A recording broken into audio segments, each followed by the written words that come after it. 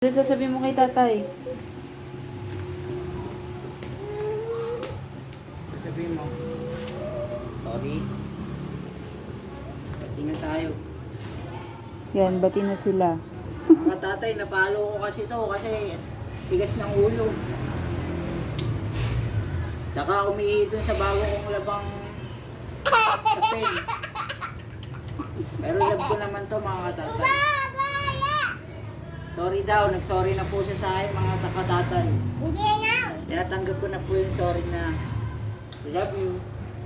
Kiss mo. Kiss mo. Mami, Misip ko.